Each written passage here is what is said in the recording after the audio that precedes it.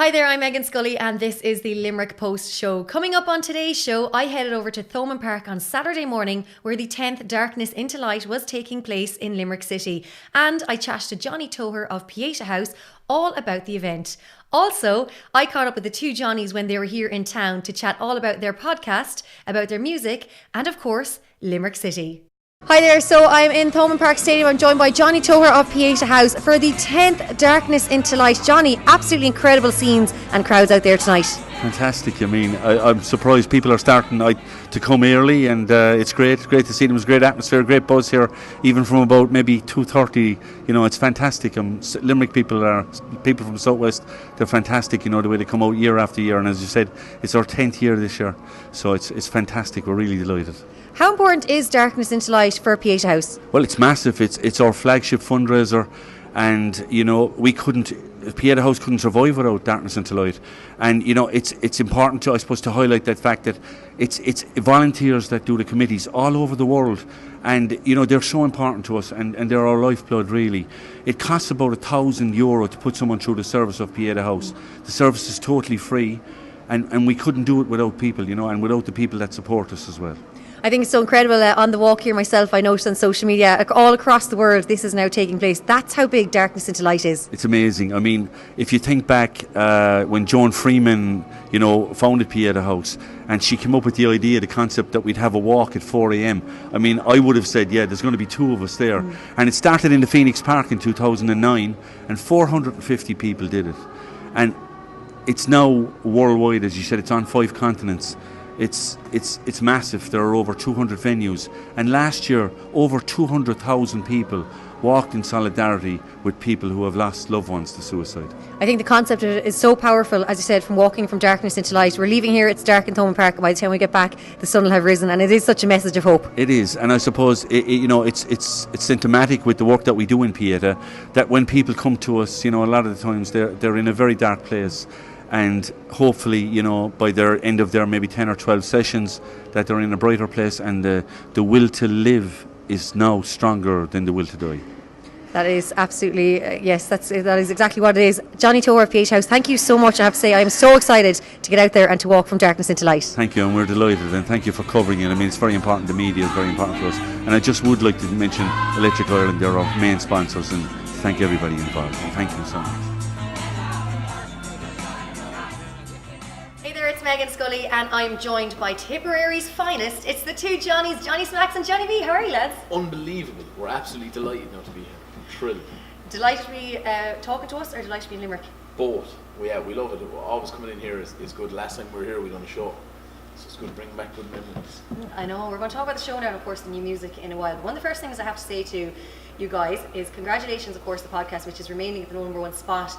You did beat our very own Line Boy, and you've kept him off the top spot. How's that? Oh, gee, we never be looking at what anyone else is doing. We're just doing our own thing, enjoying it. Thank you very much. People in Limerick have been very good to us. We had a serious show here, one of the wilder shows. Limerick, after the show, I did sign a pair of boobs. You can put that on camera. That's the kind of crowd we attract. So thank you very much to the people in Limerick. Wow, I was going to say I want to see a photo, but maybe not. I'll leave that for some other time. It's on Instagram. There's an emoji over her head though, so we wanted to keep her and a yeah, minute. you know, we keep it classy. Yeah, here, you know, come on, we keep it classy. Right, what a way to start the interview then. All right, so I have to say as well, you had a great live show. You did mention Limerick there. You've been all over the place. I mean, so apart from Limerick being the best, what else after that? Like, is Tipperary, Dublin, Galway? Like, what have been the highlights? They've all been different, I think, in their own way. Cork was probably great for us as well. Vicar Street was obviously completely mental because everybody thought I don't think they know what to expect when they're coming to one of our shows. So they just decided to get tanked up anyway, and then worry about the circumstances afterwards. But Vicar Street was great. Cork was probably a highlight for me. I loved it. Yeah, the venue in Cork is the Everyman Theatre. It's really beautiful, and I think people are used to going to comedy shows. They're a kind of a theatre-going audience. You know, Cork people consider themselves very cultured, particularly. Dublin, Dublin was the wildest one, I'd say. Yeah. Because it was strictly over 18s, and the Limerick crowd was one of the bigger ones. Big crowd, 850 here in the South Court.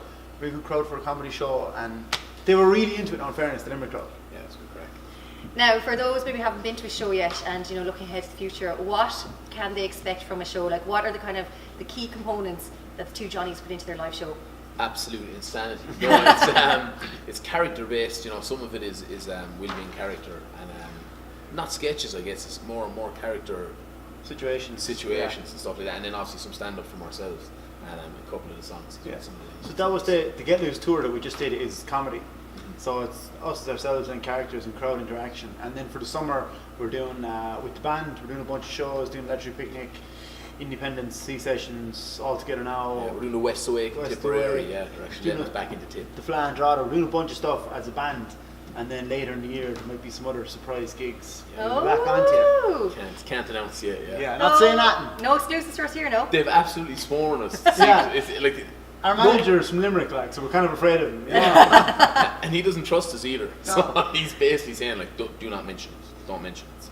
Well, so, like Electric Picnic, one of the top festivals in Ireland right now, and then of course All Together now, like only had its first year last year, and now it's become one of the biggest ones. It's huge. It must be incredible to be called up to those big stages. Yeah, it's great. Like, and if people say you're daunting, I'm like, no, I've never been to a festival. I've never actually been to a festival. What? I've never been, any festival. I don't like dirt. I don't like queues for showers. I don't like portaloos. He's wearing, look at his runners. Yeah, they're pristine white. Oh wow. You know, couldn't wear them to a festival. Yeah, I'm not planning on getting those dirty. So if we are going to these festivals, and if I have to stay overnight, we will be glamping. Glamping. Well, I got a tip for you. You don't shower at festivals, FYI. Right. Well, I tell you one thing. Stay away from me, so because after 2 days, I will be absolutely manky. I got home from a festival one year, this is a long time ago, and I got to the back door, my mother just looked at me and said, "You're not coming into the house, take your clothes off there," and she goes, "Wash yourself down and then you can come in." She just came out with a power hose. Blew you out of it. That's crazy. Nah, don't like that. Now, I have to say, the reason I've caught you here in the South Court was because you're in trans, you're all over the place, but also I had to catch you because you're off for 2 weeks. Yeah, we're going away. We're going to Lanzarote. It was my choice. We're doing a project that we can't say what it is again, which involves us having to leave for a couple of weeks. And when we got the choice to go somewhere, like they were like, "Do you want to go to Dingle or something?" I was like, "No, somewhere sunny." So Lanzarote. I'm a creature of habit. I like to know where I'm going. I like to know where things are nice. But it'll be all work, we promise. Yeah, it's going to be all work and sangria and swimming pools. Do you know what? I just have visions of those 2 weeks being like heat wave here and just lashing rain in Lanzarote. Yeah, we'll be going around on our little pink flamingo. One of those yachts in the pool. It's going to be like a full episode of Love Island. There are two of us out in Lanzarote for the 2 weeks. Is there a bit of a hint there, Love Island? Was that a bit of a kind of a... I can categorically tell everybody we're not on Love Island. I'm not in the shape to go on Love Island. I don't have a 12 pack and I'm not on steroids, so no, we won't be on Love Island. No, definitely not on Love Island. Well, just speak that's about a Love good Island. rumour. If you want to put that out, that's cool. Why not? Exclusive. Maybe we're on Love Island. Who Maybe. knows? It could be like a Love Ireland special, no? Love Ireland. Love Ireland. Yeah, because you have to go somewhere like hot, so bring a load of people from Ireland. Yeah. Load of hurlers, load of camogie players, load of farmers to Lanzarote. Well, maybe we might just go with that, will we? We'll try and organise this. That's a fantastic idea. That might be what's happening now, yeah. I've just got something going there. Now, in talking about Love Island, it actually has been into filming, you know, so I know you're a huge fan. Yeah. But if you were to appear in the show, who would be your dream girl? Oh, that's probably Margot Robbie in The Wolf of Wall Street. Okay.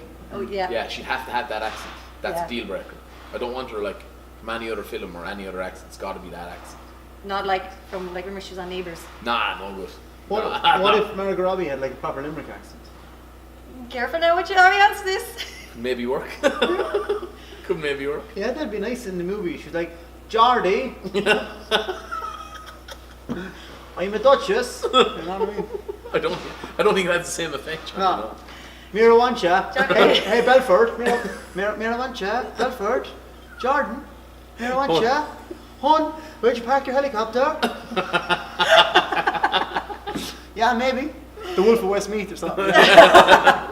Yeah, I think that could work. Now, you haven't answered. Who's your dream date?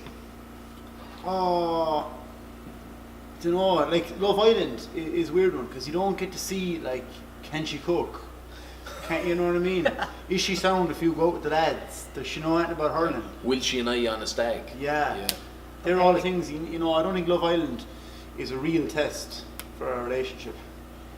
Interesting. So, okay, yeah. That was quite heartfelt, Johnny. Yeah, wow. You changed. Now I do have to ask, how's Noel? Noel is good, yeah. He's He's actually barred from the South Court. Oh, really? From the last time? Yeah, there was an incident with him and Jimmy Buckley, the same country singer. Yeah. which resulted in a lot of blood being spilt. But Jimmy Buckley is tough. He had a couple of flakes. I thought he'd have it last draw, it would snap, but no. Jimmy Buckley, great man, of course, played at the Limerick homecoming. Over in the Gaelic grounds. We're big fans of Jimmy's. If he's watching, hit us up, Jimmy. It's always a place for you on our podcast, Jimmy. Yeah. Speaking actually of the podcast, any more, or who else is lined up for the next few, or can you tell me? Can you say one person? Yeah, we seem to be saying nothing. No, we don't know. No, we don't know really. We've put in a lot of requests. Shane Long is one we want as well. And we're willing to travel, Shane. We're seeing this. We had Ty Furlong last week. We went to his house. Oh, class. Biggest television I've ever seen. No, I'm not joking. It's as big as a field. A 75-inch television. Yeah. It's the biggest TV you can get before it goes to the screen. Wow, that's great. Exactly. Yeah. Okay. Johnny was the same size as the lads on the television. There was like lads lining up for a national anthem. I kneeled down beside the TV, put my arm around him, and it looked like I was one of the team. Yeah, incredible. Wow, that's pretty impressive. There's an exclusive. Now, Ty Furlong is a massive TV. Okay, let's keep it clean. Now, speaking of guests, what about some of the Limerick hurlers? Great year and possibly going to do the double.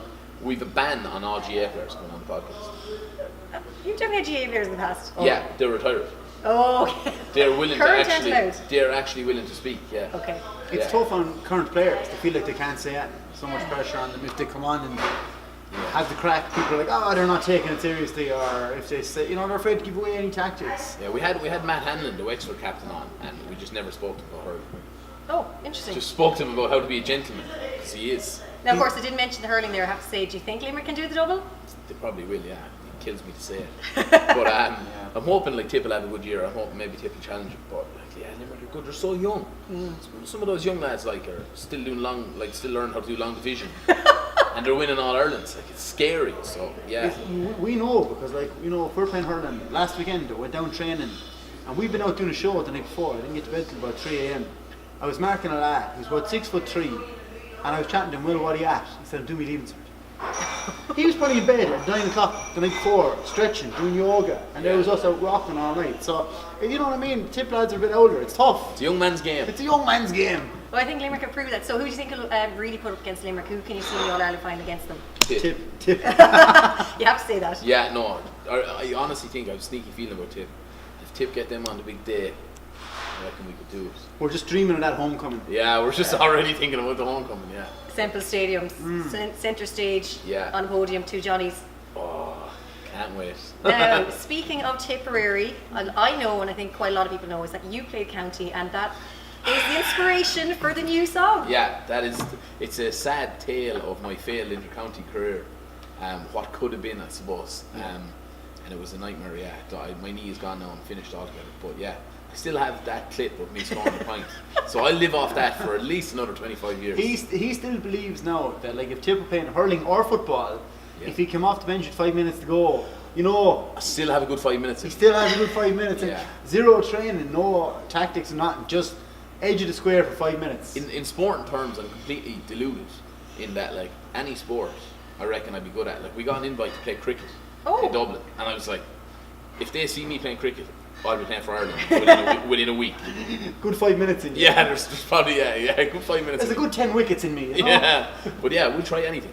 But, now, Joe, have you tried out the tag rugby? It's very popular here in Limerick. I'm playing myself, and I have to say it's really good fun, and it's quite social, and it's obviously guys and girls mixed. Yeah, so our tour manager has a team entered in the tournament here in Limerick, and they've got cool jerseys, so he wants us to play for him. And again, probably end up playing international rugby with Ireland afterwards. I don't know, but we'll give it. If we're off, we're going to give it a try. He has asked us. Yeah, for the Pig and Porter, we're looking forward to it. We're going to go. I'm the ambassador for Pig and Porter, there so you look, and we didn't even know that. It's just. Now, one thing I've noticed from the music video, and I have to say that I actually starred in one of the music videos called Shift. Yes. Didn't get a call back. I was very proud of my acting there, but look, I'll probably end up in Hollywood now. We couldn't afford you. So it cost us around 25 grand to get you in for a second. No, that was great. We loved that video. One thing I've noticed on your videos though is all the girls seem to be kind of shying away from you, and when are you going to bring out a video where a girl is chasing you and wanting to shift you and not giving you the evils? We like to recreate real life, and that's exactly what happens all the time. So art imitating life. Yeah, unlucky in love. That's us. Now look, the two lads need two women. Right, Johnny Smacks, Johnny B, the Two Johnnies, it's been an absolute pleasure. Thank you so much for chatting to the Limerick Post today, and we're going to take a little snippet of your brand new music video. So who'd like to introduce it? This is a sad tale, and only for my dodgy knee, I could have been counting. What did I do, John? What did you do, John? I won it myself, I started breaking tackles. I scored 4-12 off of Mickey Cahill. He might have 2 All-Irelands, he doesn't have an album coming out. Working hard, it kept me trim. I never bothered with that old gym. They didn't care, I was from the wrong club. I wasn't someone famous' son. All lads, I could have been county. That's it for today's show. Make sure to hit subscribe and that bell button so you get notified every single time a show is live. That's it from me, Cian, and all the team. Chat to you soon. And remember, it's the Limerick Post, keeping Limerick posted.